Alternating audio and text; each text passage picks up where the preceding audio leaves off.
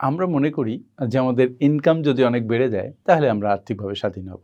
কিন্তু একটা বিষয় ভুলে যাই যে আর্থিক স্বাধীনতার সাথে ইনকাম বাড়ার সম্পর্ক আছে বটে, কিন্তু আর্থিক স্বাধীনতা উপার্জনের জন্য ইনকাম বাড়া আদৌ যথেষ্ট নয়। ইনকাম বাড়ার পাশাপাশি যদি আপনি আপনার ব্যয়কে নিয়ন্ত্রণ করতে পারেন এবং সঠিক জায়গায় বিনিয়োগ করতে পারেন তাহলে আপনার আর্থিক স্বাধীনতা লাভের সম্ভাবনা বেড়ে যাবে। আপনাকে বুঝতে হবে টাকা কিভাবে কাজ করে। আপনি যদি আপনার ইনকাম বাড়ার পাশাপাশি আপনার এক্সপেন্সকে বাড়িয়ে দেন, লাইফস্টাইল উন্নত করে ফেলেন, তাহলে আপনার বিশেষ কোনো ফায়দা হবে না। রাদার আপনাকে বুঝতে হবে আপনার টাকা বাড়লে সেই টাকা দিয়ে আপনি কি করবেন। সেই টাকা যদি আপনি বিনিয়োগে কাজে লাগান, সেই টাকা যদি আপনি কোনো ব্যবসায় লাগান, তাহলে সেখান থেকে উচ্চ রিটার্নের সম্ভাবনা থাকবে, যেটা আপনার আর্থিক স্বাধীনতা প্রাপ্তিকে ইজি করবে। তাই আপনাকে কিভাবে টাকা কাজ করে সেটা শিখতে হবে। তাহলে টাকার যথার্থ ব্যবহারের মাধ্যমে আপনি আপনার আর্থিক স্বাধীনতাকে অর্জন করতে পারবেন। সুতরাং লার্ন হাউ মানি ওয়ার্কস।